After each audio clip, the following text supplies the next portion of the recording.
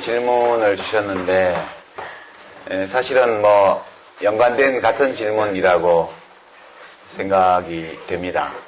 함께 묶어서 답을 드리면, 이른바 386 정치인들, 지금 뭐 486이다, 뭐 이제 50대에 들어가니까 586이다 이런 얘기들도 나오는데요. 이제 그분들도 실패했죠. 대부분 이제 뭐 아닌 분도 있지만 전대협 의장, 맥기 의장 뭐 이런 분들이 많고, 또 어느 대학 총학생회장 뭐 이제 이런 분들도 많고 한데요.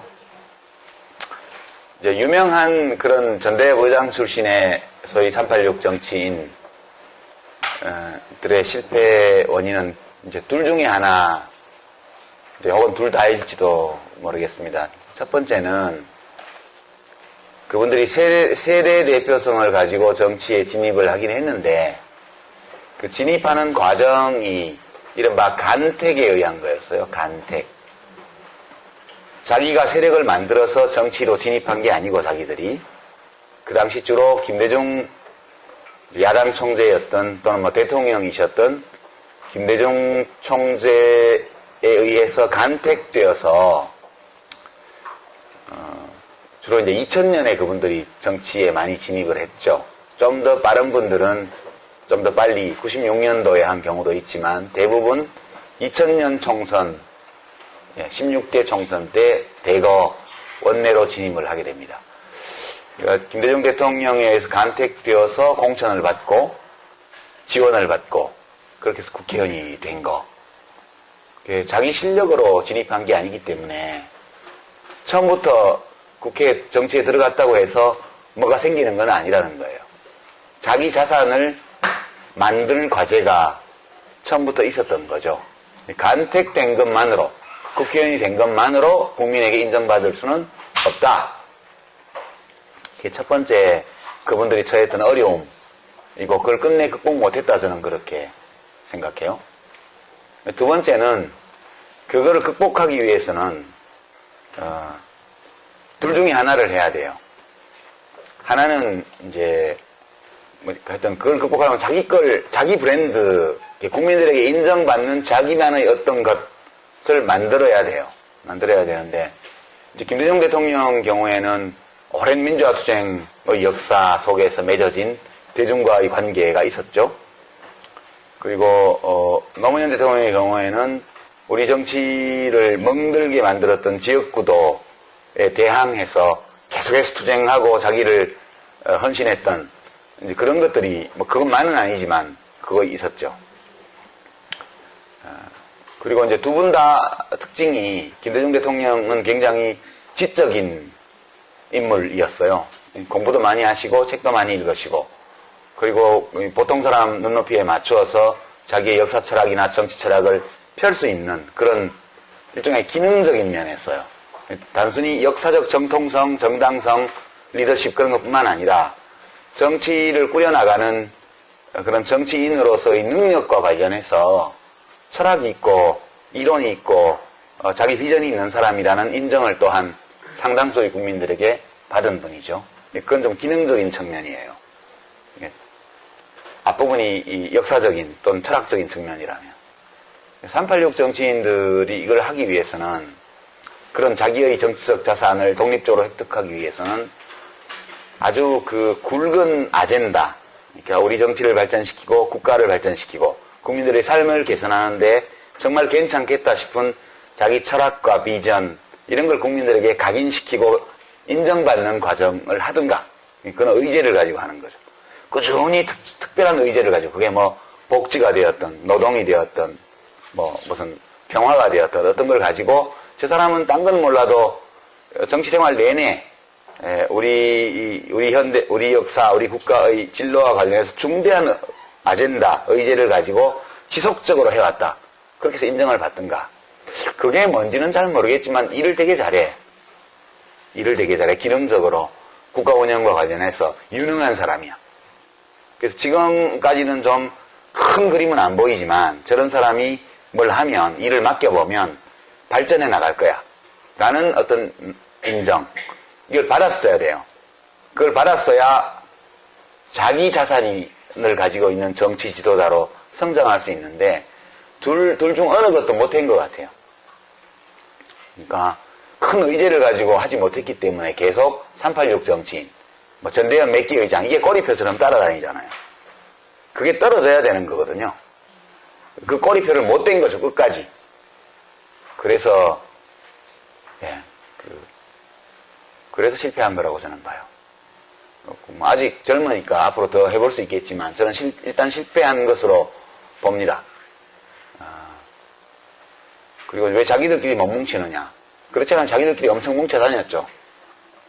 그러나 어떤 의제와 비전을 중심으로 뭉친 게 아니라 과거 연고를 중심으로 친서관계를 가지고 뭉쳤기 때문에 그거는 구정치인들이 친서관계로 뭉치던 거하고 질적으로 하등의 차이가 없는 거죠.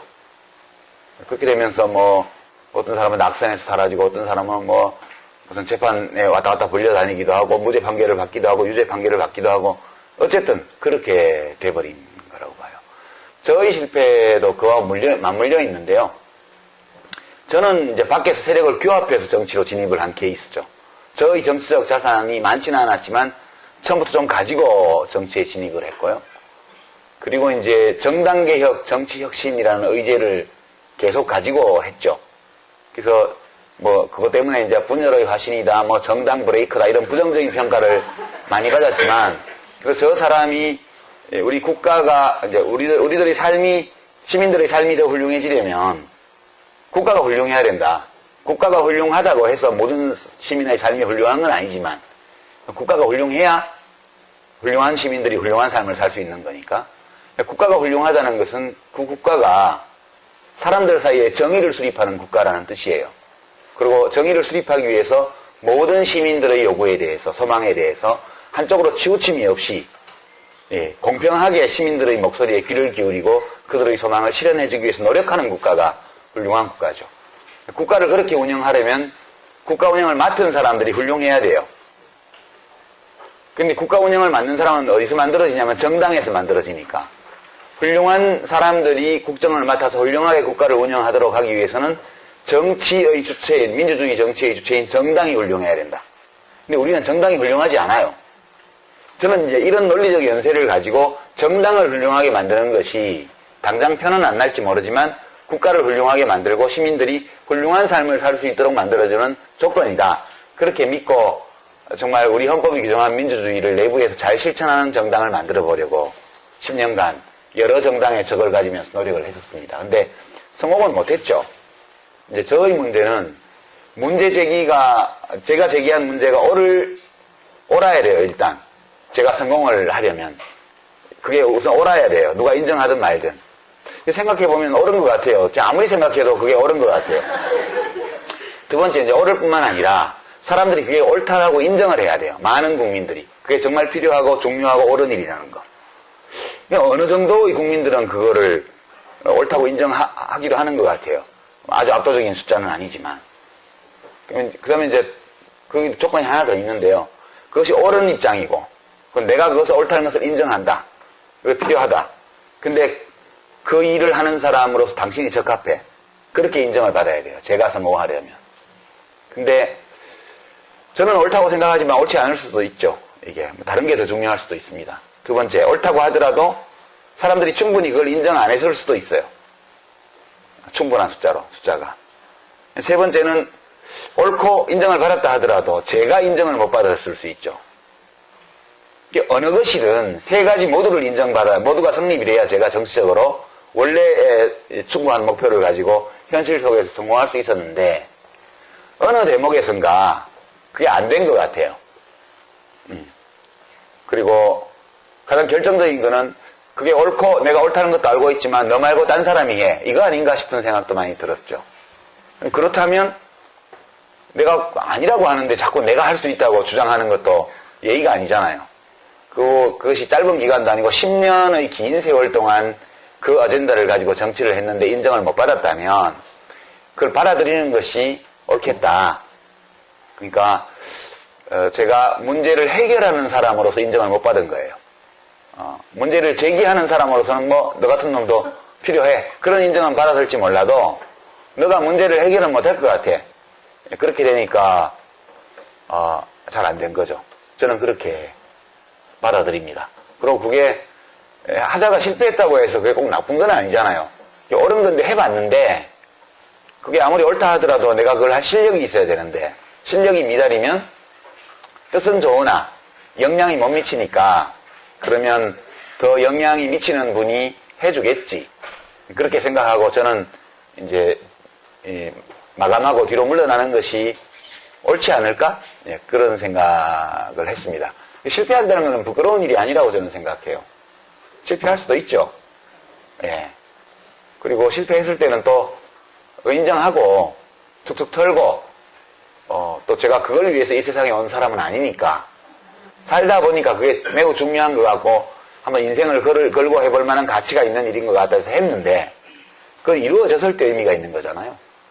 근데 이루어지지 않았고 이루어질 가능성이 별로 안 보이고 그렇게 잘 안 된 이유 중에 나의 부족함이 중요한 원인으로 작용했다면 그러면 그거를 받아들이고 다른 삶을 찾아보는 것이 괜찮겠다. 왜냐하면 훌륭한 세상, 시민들이 훌륭한 삶을 살 수 있는 세상을 만드는 것이 길이 꼭 정치만 있는 것은 아니기 때문에 예, 저는 그렇게 생각하고 실패를 인정을 했습니다. 하고 나니까 되게 후련하더라고요. 예. 그렇게 답을 드리고요. 이제 다른 질의응답을 해볼까요? 손 들어주시면 제가 예. 저는 민주나 진보 이런 말을 들으면 민주는 왠지 자유롭고 행복하고 이런 느낌이 들고요. 진보는 앞서 나가는 진취된 그런 느낌이 듭니다. 그런데 요즘 젊은 사람들이나 아니면 뭐 저희들은 마찬가지고 물론 일베에서 나온 말이긴 하지만 어느 아이돌 스타가 저희는 민주화하지 않아요. 민주가 마치 안 좋은 의미처럼 느껴지고 또 오늘 신문에 안철수 의원이 저희 군 의원이긴 한데요.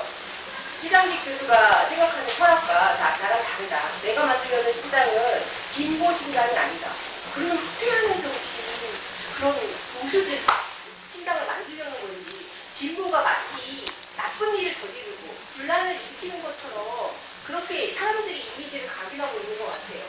그거에 대한 책임감이 혹시 지금까지 진보 정치와 민주 정치를 해왔다는 그 정당 사람들의, 정당 활동인들의 문제가 아니었을까 하는 생각이 들거든요.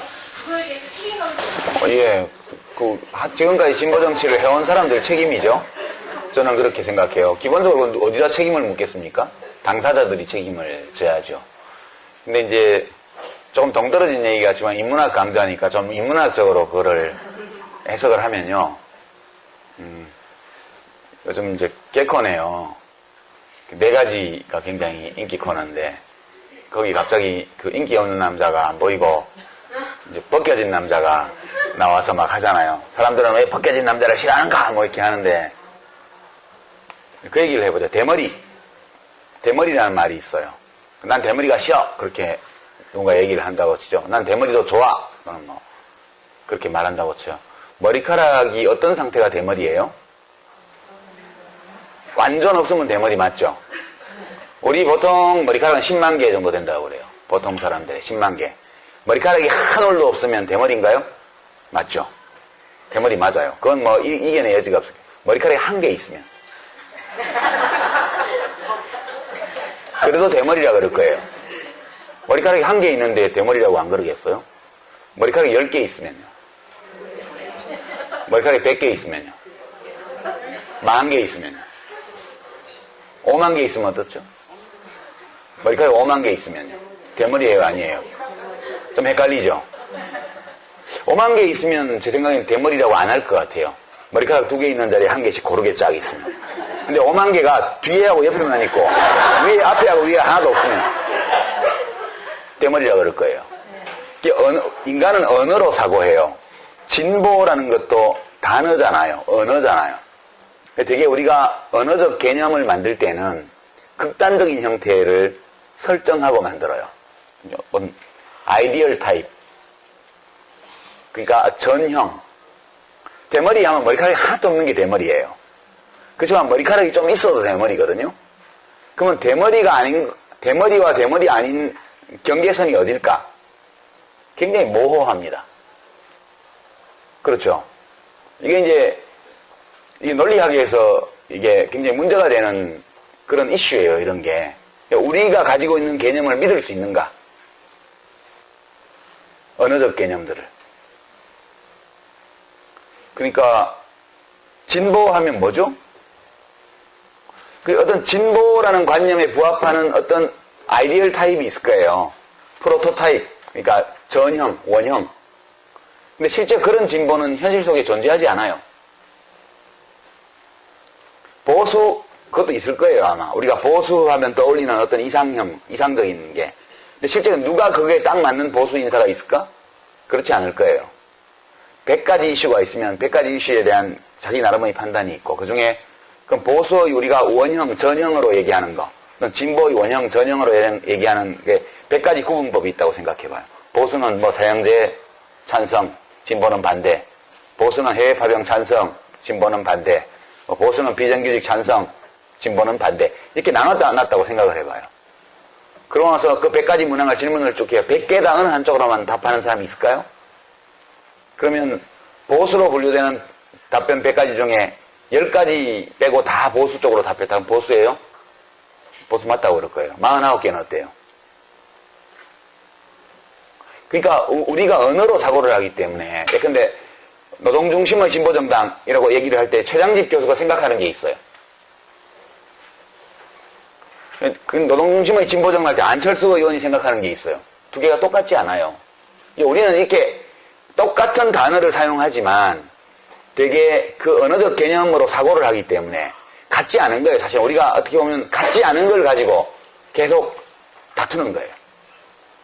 그러니까 이거는 어떻게 보면 해결할 수 없는 문제라는 느낌도 좀 들어요. 그래서 이 문제에 관해서는 지나치게 그것을 확실하게 개념 규정하고 나누려고 하지 말았으면 좋겠다. 저는 그렇게 생각합니다. 되게 이제 진보 쪽에 속한 분들일수록 되게 똑똑하잖아요. 왜 그러냐 하면 보수는 하던 대로 하는 게 보수예요. 그러니까 물리학의 관성의 법칙이요. 머무르고 있는 것은, 멈추어 있는 것은 계속 멈추어 있으려 하고, 어느 방향으로 움직이는 것은 계속 그 방향으로 움직이려고 한다. 이게 관성의 법칙이잖아요. 보수주의라는 것은 그냥 관성의 법칙을 따르는 거예요. 하던 대로 하는 거예요. 이거는 생물학적으로는 어떤 의미가 있냐 하면 진화적으로 오랫동안 축적된 행위양식대로 행동하는 걸 말하는 거예요. 누가 우리 가족을 죽이면 나도 그놈을 죽이는 거. 이게 굉장히 자연스러운 거예요. 수백만 년 동안 그렇게 살아왔어요. 국가가 이 복수를 대행해주기 시작한 거는 얼마 안 된 일이라고요. 몇천 년 안 돼요. 그러니까 수십만 년의 진화 과정 속에서 누가 나를 죽이면 나도 그놈을 죽이는 게 우리들의 행동 양식이었는데 진화적으로 익숙한 행동 양식이에요. 근데 이걸 내가 죽이지 않고 국가가 대행해준다? 이거는 매우 새로운 거예요. 심지어는 국가가 대행도 하지 마라. 이제는 복수를 하지 마라. 복수를 하되 그 복수가 똑같은 형식으로 죽이는 식의 복수가 아니고 그냥 가다 놓고 내가 낸 세금으로 밥 주고, 이거는 너무너무 이상한 거예요. 이거는 예? 너무너무 이상한 거라고요. 우리들의 본능, 우리가 획득해 있는 진화적 본능에 맞지를 않아요. 진보는 거슬러 가는 거거든요. 오래 축적되어 온, 진화 과정에서 축적되어 온 익숙한 사고방식과 행위 양식을 변화를 주는 게 진보예요. 그러니까 진보는 관성의 법칙을 이겨내려면, 멈추고 있는 것을 움직이게 하려면, 이 방향으로 움직이는 것을 멈추게 하려면, 또는 이 방향으로 움직이는 것을 방향을 틀게 하려면 뭔가 작용을 가해야 되고, 작용을 가하기 위해서는 작용을 가하기 위한 목표가 있어야 돼요. 우리들의 생각 속에. 진보는 똑똑하다고요. 보수는 별로 생각할 필요가 없어요. 그냥 기분대로 하면 돼요. 그러니까 이렇게 되다 보니까 진보 쪽은 되게 까다롭다고요. 소고기 등급 심사하듯이 1등급 소고기, 2등급 소고기 하듯이 명품 진보, 짝퉁 진보 이렇게 나누려고 그러고. 근데 우리는 진보를 위해서 태어난 사람들이 아니잖아요. 우리가 어떤 문제에 대해서 생각할 때 이것이 옳으냐, 옳지 않으냐 그렇게 판단하는 게 맞죠. 이게 보수냐, 진보냐. 보수는 어때요? 내 마음속에 그게 옳다고 생각되면 좋은 거죠. 보수 진보를 위해서 우리가 존재하는 게 아니고 우리들의 좋은 삶을 위해서 보수도 있고 진보도 있는 거라고요. 어떤 잣대를 댈 때 진보가 하는 거면 옳고 보수가 하는 거면 틀렸다 이거 아니라고 봐요. 우리들 각자는 옳고 그름에 대한 윤리적 직관을 가지고 있다고요. 근데 어디 노동조합에서, 큰 회사 노동조합에서 무슨 장기근속하고 퇴직한 자녀에게 신입사원 선발할 때 가산점을 준다. 이거에 진보 보수를 댈 이유가 있어요? 그냥 그건 들으면 기분이 나쁘잖아요. 우리들의 직관이 그건 옳지 않아라고 말을 해요. 이 윤리적 직관은 문명이 준 게 아니에요. 평등, 정의, 자유에 대한 윤리적 직관이라는 것은 우리가 생물학적으로 획득한 본능이라고요. 3살짜리 애들도 다른 애들은 사과를 2개 주고 자기를 1개를 주고 화를 내요. 식탁에서 다른 애들은 등받이 있는 의자를 주고 자기는 등받이 없는 나무 의자를 주면 화를 낸다고요. 그게 어디서 왔느냐? 평등에 대한, 그러니까 이유 없는 차별에 대한 분노, 이런 것들은 우리가 획득한 자연적 본능이에요. 이게 되게 그런 종류의, 그러니까 똑같이 자동차 타이어를 문짝을 조립하는데 왼쪽 문짝 조립하는 정규직은 6천만 원 주고 1년에 오른쪽 문짝 조립하는 비정규직 사내 하청은 3천만 원 준다. 그 얘기를 듣는 순간 기분이 나쁘다고요. 그러니까 그런 것은 진보 보수를 따질 필요, 그런 논리적인 잣대를 댈 것 없이 우리들의 직관이 바로 얘기를 해요. 이제 칸트 같은 철학자가 그걸 가장 잘 지적을 해냈죠. 사람은 경험하지 않고도 자연이 명하는 이성의 법칙을 찾을 수 있다고 얘기를 했어요. 정언명령. 1번이 내가 스스로 세운 행위의 준칙에 따라 행동하되 그 준칙이 보편적 법칙이 될 수 있다고 주장할 수 있는 준칙이어야 한다. 그런 거죠. 2번째는 나 자신이든 타인이든 사람을 언제나 한결같이 목적으로 대하라. 수단으로 삼지 말라는 거예요. 칸트는 이 정언명령 2가지를 인간이 경험의 도움을 받지 않고도 순전히 이성의 힘만으로 이 인식에 도달할 수 있다고 주장을 했는데 그걸 달리 쉽게 표현하면 그것이 우리의 윤리적 직관이라고요. 생물학적으로 취득한. 안 가르쳐도 알아요. 그걸 칸트는 되게 어렵게 얘기해놨고 그 책을 읽으면서 이 얘기를 하는데 왜 시간과 공간에 대한 개념 규정부터 하지? 그래갖고 막 700페이지, 800페이지가 나가야 그 얘기가 나와요. 칸트는 대단한 천재니까 그런 거고 우리 같은 범인들은 그냥 그렇게 생각하면 돼요. 옳고 그러면 그냥 알 수 있다. 대부분의 경우에. 그러니까 저는 기자분들이 그렇게 그냥 뭐 말에 좀 차이가 나면 그거 가지고 막 진짜 깍두기 한 접시 나오면 한정식 한 상을 차리는 식으로 기사들을 쓰잖아요. 그런 것들이 인간 사회를 어지럽게 만드는 원인이다. 그리고 이제 특히 진보주의를 좋아하는 분들일수록 그게 강해요.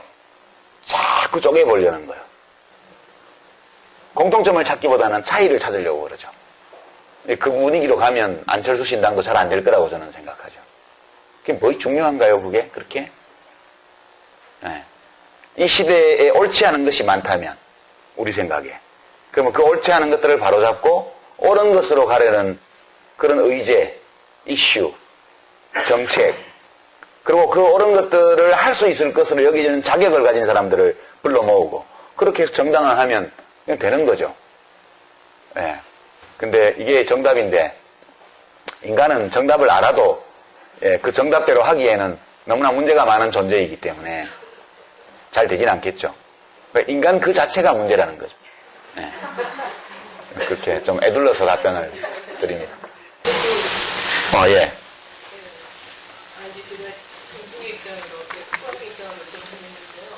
요즘 이제 복지가 가지잖아요. 그러니까 예전에 복지 얘기가 무조건 빨갱이로 몰리다가 요즘 이제 박근혜 대통령까지도 복지, 경제민주화 얘기를 하고 있거든요.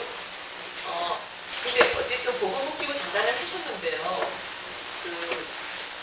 이 시간에 그냥 제가 보건복지부 장관 때 하신 여러 가지 일들에 대한 깔때기를 좀 하실 시간도 좀 드리고 싶고요.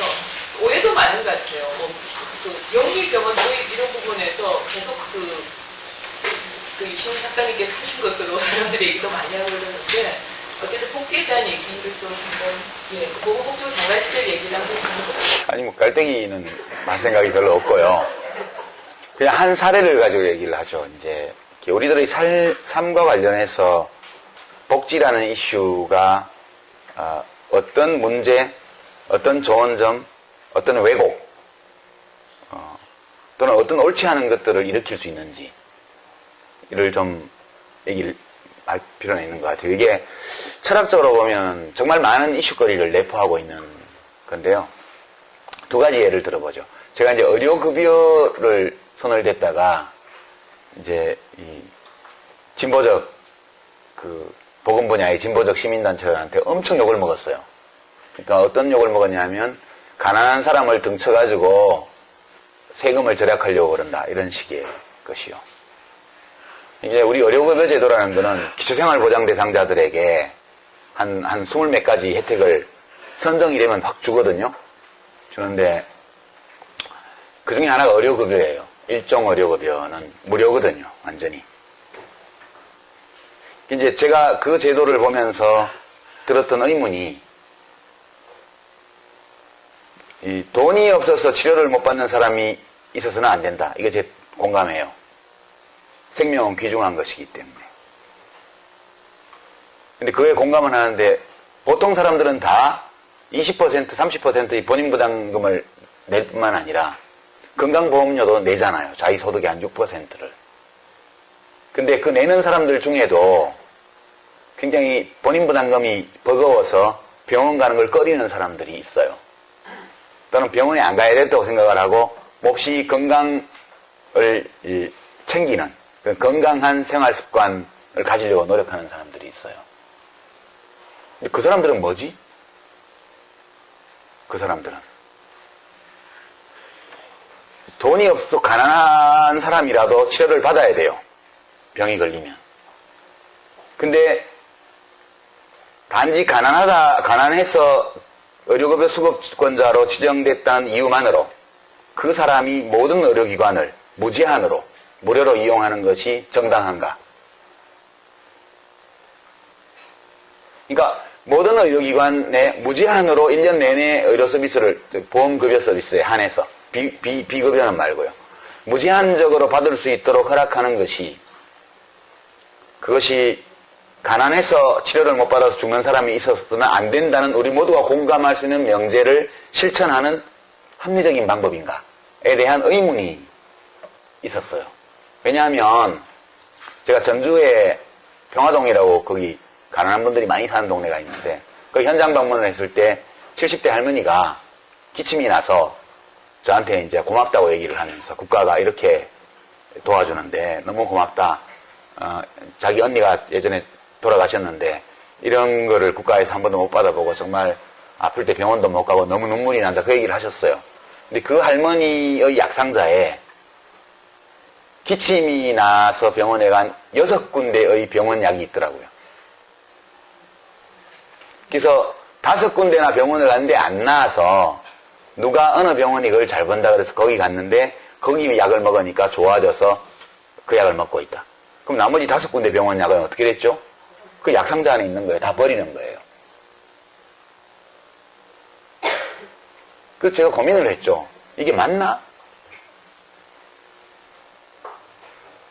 그래서 이제 돈이 없어서 적절한 치료를 못 받는 사람이 있으면 안 된다는 우리 모두가 공감할 수 있는 이 대명제를 충족하면서도 여기서 쓸데없이 쓰이는 돈을 아껴서 그 돈을 가지고 좀 더 국민 건강을 증진하는 또는 혜택을 보지 못하고 있는 다른 사람을 위해 쓸 방법은 없을까? 그 고민을 했죠. 그래서 제가 추석 연휴에 닷새 동안 집에 앉아가지고 그 보고서를 썼습니다. 국민보고서. 그래서 온라인에 공개를 하고 그리고 의료급여제에 손을 냈어요. 어떻게 됐냐 하면 만성질환이 있어서 많은 진료를 받아야 되는 경우에 본인이 특정한 병원을 지정만 하면, 선택만 하면 지금까지처럼 그 병원에서 무제한적으로 무료로 진료를 받게 하겠다. 다만 그 병원의 의사가, 주치의가 말하자면 선택한 의사가 오케이 큰 병원에 가세요라고 이렇게 해줄 때에만 다른 병원에 갈 수 있게 그렇게 했습니다. 그리고 이제 그 중대한 질병이 없어서 병원에 가도 그만 안 가도 그만 이런 분들은 보니까 의료급여 수급자들의 평균 진료비에서 계산해 보니까 10%씩 돈을 내게 하면 자기 부담을 하게 하면 평균에서 무슨 6천 얼마인가 정도면 평균적으로 된대요. 그래서 이제 그 평균적인 자기 부담 액수보다 좀 더 높은 선에서 건강생활 유지비인가 그런 거를 지급을 하기 시작했어요. 그래서 그걸 가상계좌를 만들어서 돈을 다 넣어주고 그 돈이 남으면 자기가 가지도록. 병원을 들어간 사람은 그 돈을 자기가 한 달에 뭐 7,000원, 뭐 8,000원 이렇게 해서 1년에 한 돈 10만 원 되는 걸 자기가 가지도록. 근데 병원에 한 번도 안 간 사람은. 근데 본인 부담금을 내고 가면 아무 병원이나 갈 수 있게. 그래서 뭐 병원에 한 번 가면 1,000원, 약국에 한 번 가면 500원인가 뭐 그렇게 해줬어요. 그래서 왜 그러냐면 연간 예산 증가율이 20%가 넘었습니다.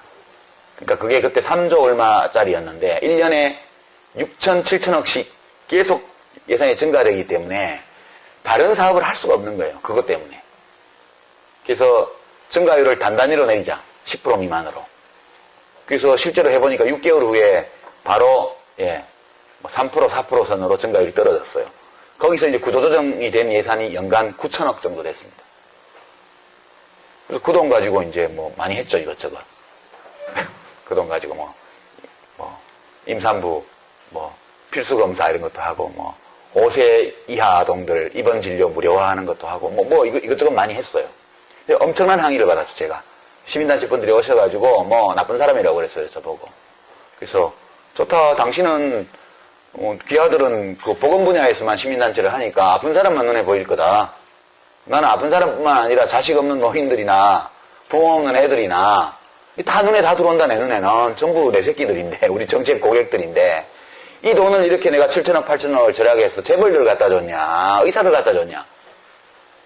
당신들은 욕하려면 욕해라, 나는 내 맘대로 하겠다. 결국 그렇게 이제 간담회가 끝났고요. 험악했죠, 분위기가. 그때가 저희 복지부 직원들이 1년 반 동안 제가 언성을 높이는 걸 본 유일한 사례였습니다. 그때가.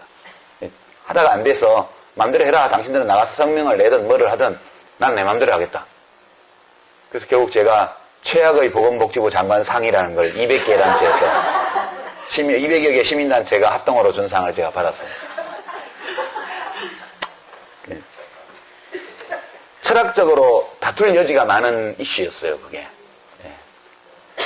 두 번째 사례는 이제 장애인, 중증장애인 활동보조인 제도에 관한 거였는데요. 이제 그 제도를 제가 도입을 했죠. 그때 이제 16개 시도에 이제 시청청사, 도청청사 앞에서 이제 장애인 차별철폐연대 분들이 돌아가면서 농성을 할 때예요. 서울시청 앞에 와 계신 걸 제가 봤거든요. 국무회의 갔다 오다가. 저분들 저기서 뭐 하냐 이렇게 물어봤더니 지금 그 활동보조인 제도 도입해달라고, 이동권, 사회에 참여할 권리 달라고 농성을 한대요. 야, 저거 한번 가봐야 되지 않나? 이랬더니, 우리 비서관이 한번 가보셔야죠. 이러더라고. 그래서, 가보긴 가봐야 되는데, 빈손으로 가? 뭘 가지고 가야 될 거 아니야. 빈손으로 가서 그럼 뭐라고 그러냐고 가가지고. 그랬더니, 우리 고창 과장 하나가, 장관님, 방법이 있습니다. 이러는 거예요. 그 방법이 있으면 빨리 가져와봐요. 이랬더니 한 일주일 후에 가지고 온 거예요. 그게 장애인 활동보조인 제도였습니다. 중증장애인 활동보조인 제도. 그래서 이거 얼마 들어? 이렇게 물었더니 하기 나름인데요. 세게 하면 몇 조 원 들고요. 좀 약하게 하면 한 1,000억 원 정도면 시작할 수 있습니다. 이러더라고. 근데 돈이 1,000억 원이 그게 장난이 아닌데 그게 돈은 내가 만들 테니까 어쨌든 기획안이나 가지고 와봐. 이렇게 해서 도입한 게 중증장애인 활동보조인 제도예요. 근데 그 제도가 하루에 8시간을 기본으로 쓰게 하고요. 왜냐하면 취지가 사회 속으로 통합돼 들어가려면 혼자서 보행을 못하는 분들은 누가 도와줘야 된다. 그래서 출근도 하고 퇴근도 하고 할 거 아니냐. 엄마들도 장애아동, 중증장애아동 키우는 엄마들도 그 도우미가 있어야 장애인 학교 보낼 때 보내고 자기도 어디 가서 커피라도 한 잔 먹든가, 무슨 집안 청소라도 하든가, 라디오로 듣든가 할 거 아니에요. 그래서 이제 그 제도를 8시간을 기본으로 하고 특별하게 사유가 인정되는 경우 16시간까지 가능하도록 하고 단가를 시간당 7,000원 그때 해줬습니다. 2006년도에. 엄청 세게 해줬죠. 최저임금 2배 이상으로 그때 해줬거든요. 왜 그렇게 했냐면 되게 대학생들이 그 아르바이트를 많이 하기 때문에 아동들 경우에도 그렇고 어르신들 경우에도 그렇고 좀 수준이 높은 청년들이 그걸 해주는 게 멘티, 멘토 관계를 형성하는데 좋다. 그러려면 단가를 세게 해야 된다. 그래서 거의 8,000원에 육박하는 액수로 단가를 해줬고요. 예산을 거기 맞춰서 편성을 해주고 그리고 본인 부담을 10%를 시켰습니다. 왜냐하면 공짜로 하면 그냥 쓰게 되니까 그러면 온갖 일에 다 쓰게 될 거다. 그러지 말고 차분차분히 필요한 사람만 쓰도록 하고 그 대신 본인 부담금을 할 돈이 있어야 되는데 중증장애인들은 소득이 없는 경우가 많기 때문에 그때 5만 얼마 하던 중증장애인 생활보조수당을 15만 원인가로 인상을 해줬어요. 그 돈 가지고 쓰시라고. 그렇게 맞춰가지고 그걸 한 거거든요. 근데 이제 우리 저희 아파트 단지 옆에 동네 공원에 한 달 동안 천막을 치고 그분들이 농성을 했어요. 저희 집 베란다 큰 유리창도 깨지고. 아침에 제 출근 시간에 밀고 들어와가지고 경비 아저씨들이 이거 하고 있으면 저는 6시 넘으면 일찍 출근해버리고 저희 아들은 그 밑으로 학교 다니고 그렇게 했는데요. 그분들이 농성한 이유가 이거였어요. 시간 제한 없애라. 24시간 쓸 수 있게 해달라. 본인 부담 없애라. 그리고 그 등급 없애라. 왜냐면 그게 1등급, 2등급, 장애 등급 1, 2급에만 중증장애인만 해준 거니까요. 그래서 싸움이 시작이 됐는데 한 달 동안 농성을 했고 저희 과장한테 아무 약속도 해주지 말라고 그랬습니다. 제가 거기 가서. 근데 공무원들은 장관 집 옆에서 그걸 하고 있으니까 경찰차 와 있고 맨날 그래서 제가 경찰 다 철수시켰죠. 경찰 오지 마라. 저분들 뭐 그렇게 하는 사람들 아니다. 근데 워낙 장관이 면이 깎인다고 생각했는지 과장이 가서 뭐 전향적으로 검토해보겠다 이런 약속을 해서 농성을 해산을 시킨 거예요. 그 더운데 그러고 있으니까.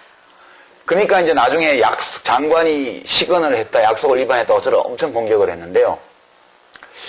그때 제가 고민했던 게 그런 거예요. 만약 등급 구분을 없애고 모든 장애인, 등록 장애인에게 그거를 해주고 자기가 필요하다고 판단하는 사람에게 24시간 붙여주고 그리고 본인 부담이 없이 무료로 쓰게 한다면 예산이 얼마 들까? 물어봤더니 한 3조 원 든다고 그러더라고요. 시뮬레이션 해보니까. 그러면 공급이 될까? 거기 보조인이 있어야 되는데 그 아무나 보조인을 할 수 있는 게 아니잖아요. 주로 이제 사회복지과 학생들이라든가 뭐 이런 학생들이 많이 하는데 공급 업체가 있을까?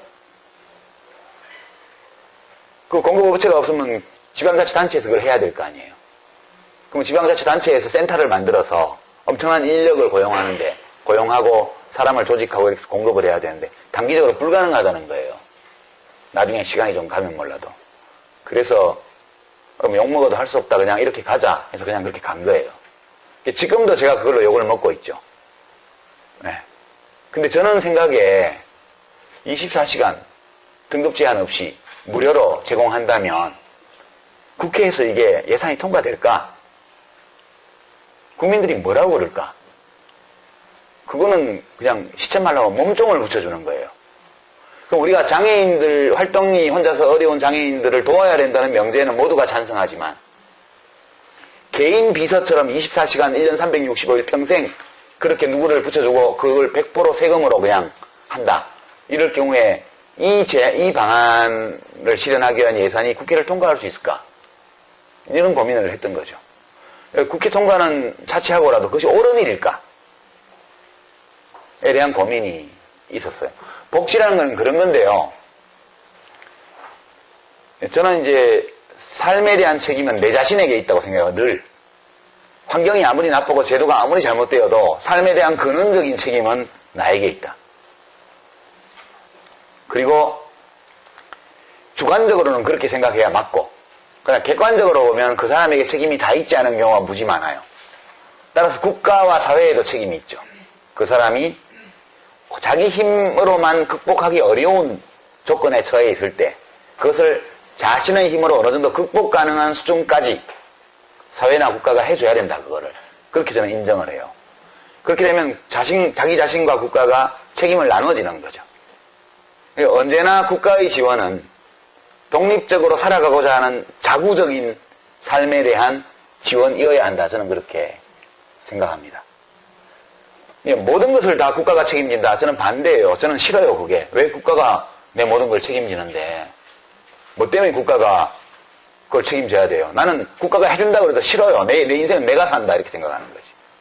그래서 삶에는 공동체와 그 개인이 책임을 공유해야 된다고 저는 보는 거예요. 기본은 자기 자신이고 그리고 그 사람의 상황과 그 사람이 처한 조건에 따라서 필요한 만큼 사회와 국가가 개입해서 같이 책임을 져줘야 된다. 이것이 바람직한 복지 시스템이다. 이렇게 생각하고요. 되게 우파들은 전통적으로 보수는 자기 책임이지 이걸 되게 강조하고요. 왜냐하면 그렇게 살아왔거든. 수백만 년 동안. 자기 자신과 가족들이 책임지고 살아왔어요. 진보 좌파들은 국가가 책임져야 된다. 뭐든지. 요람에서 무덤까지. 저는 싫어요. 요람에서 무덤까지. 무덤 만들고 싶지도 않아. 그러니까 좋은 것은 그 양극단 어느 중간에 있는 거겠죠. 그게 무게중심이 어디까지 가야 될지는 사람들의 생각에 달린 거예요. 근데 우리가 진보 보수하면 되게 이념형을 많이 생각하기 때문에 최대한의 국가 책임, 이게 진보의 전유물인 것처럼 주장인 것처럼 보이고 최대한의 개인 책임, 이게 보수의 전유물인 것처럼 보이는데 박근혜 대통령이 거기서 좀 벗어났단 말이에요. 국가도 책임이 있어. 이렇게 왔고. 근데 그게 그만큼 진전된 거죠. 그럼 진보는 계속 그러면 이념형을 고집하는 걸로 갈 거냐? 저는 그건 아니라고 보는 거죠. 사람들이요, 적당하다고 생각하는 게 있는 것 같아요. 그게 논리적인 게 아니고 직관적인 거예요. 예를 들어 여러분들 고용보험, 건강보험, 국민연금 다 반씩 내죠, 직장인들은. 사용자가 반 내고 자기가 반 내잖아요. 그쵸? 왜 반일까요? 왜 50대 50으로 낼까요? 모든 나라들이 50대 50이에요. 거의 모든 나라들이. 거기에 어떤 이론적 근거가 있을까요? 철학적 근거가 있을까요? 제가 독일에서 보건경제학 그 수업을 들을 때 세미나 하다가 이 질문이 나왔습니다. 제가 질문을 했어요. 비스마르크가 최초의 사회보험을, 인류 역사상 최초의 국가사회보험을 도입할 때 그 사람은 엄청난 독재자 아니에요. 박정희 대통령이 완전히 숭앙하던 인물이에요. 비스마르크, 철혈제상, 전쟁, 독재, 부국강병 그거 했던 사람이에요. 그 사람이 인류 역사상 최초의 국가사회보험을 도입했어요. 그때 반반으로 했대요.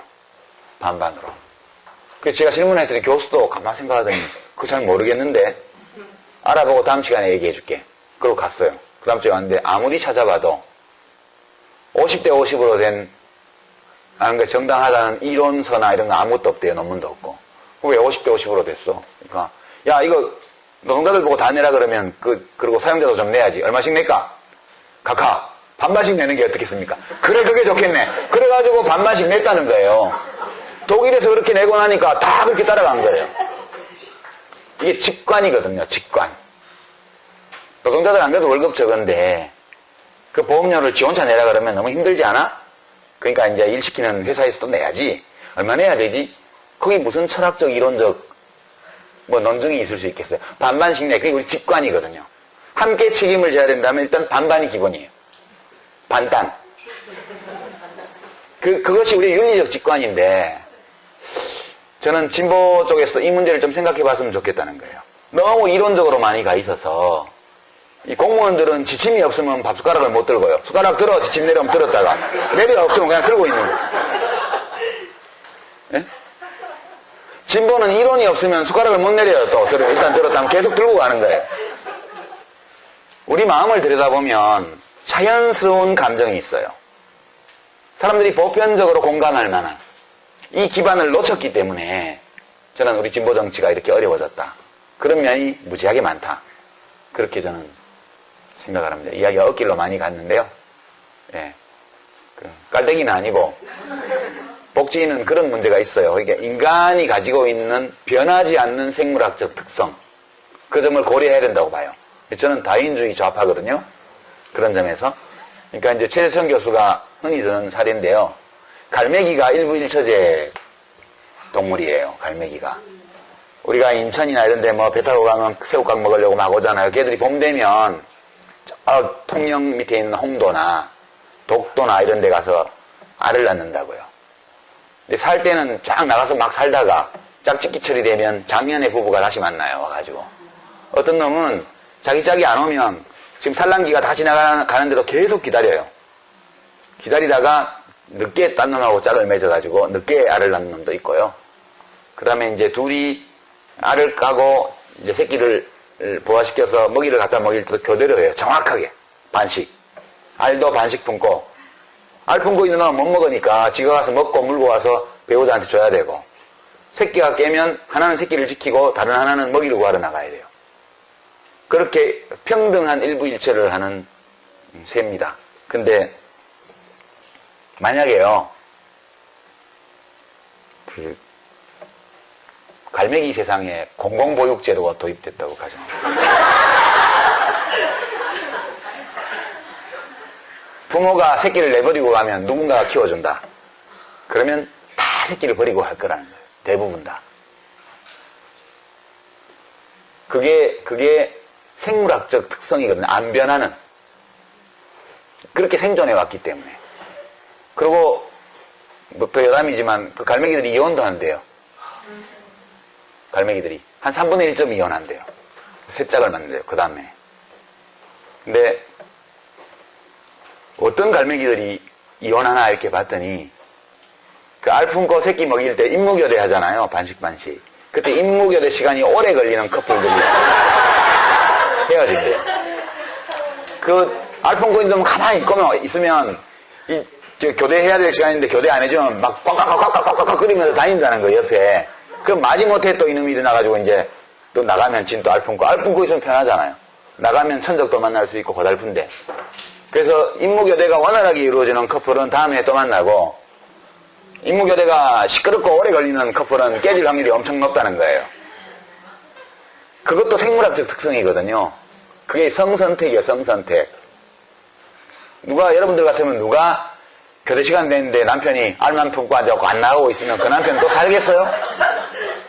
깔끔하게 오면 얼른 시간, 12시간 됐나 안 됐나 안 보고 그냥 대충 마누라 믿고 마누라 왔구나 그럼 내가 얼른 나가야지. 이런 남편이 좋은 남편 아니에요. 그러니까 인간은 아주 고등동물이고 지성적인 존재이지만 그 프로이트가 말한 이드, 우리 뇌 구조에서 보면은 이 변연계와 뇌간, 그러니까 뇌의 1층과 지하실에는 그런 욕망, 충동, 이기심 이런 것들이 지배하는 공간이 있단 말이에요. 이것이 변하기에는 역사의 시간이 너무 짧아서 안 변해요. 복지정책을 할 때에도 그 점을 염두에 둬야 된다고 저는 보는 거예요. 그러니까 의료급여를 무제한적으로 풀어놓으면 사람들이 그 나쁜 게 아니에요. 그 사람 입장에서 보게 되면 병원을 계속 다니는 게 합리적이에요. 무제하게. 그 사람이 특별히 나빠서 그런 게 아니고. 예, 그런 제가 다윈주의 좌파로서 가지고 있는 생각의 특성이 제가 장관을 할 때 그 정책들이 반영이 됐어요. 약간 불신하는 거죠, 사람을 어떻게 보면. 그 어떤 공무원은 저보고 장관님은 사람을 약간 불신하는 것 같아요. 그렇게 얘기를 하더라고요. 불신해. 사람을 신뢰한다는 것은 그냥 사람들이 다 훌륭하게 행동할 것이다. 이렇게 믿는 것이 사람을 신뢰하는 게 아니야. 사람을 신뢰한다는 것은 조건이 잘 만들어지면 훌륭한 행동을 할 수 있는 존재다. 이렇게 믿는 것이 사람을 신뢰하는 것이지 무작정 사람을 신뢰하지는 않아. 나는 그렇게 얘기를 하곤 했습니다. 인문학 시간이니까요. 인문학적으로 깔때기를 드렸습니다.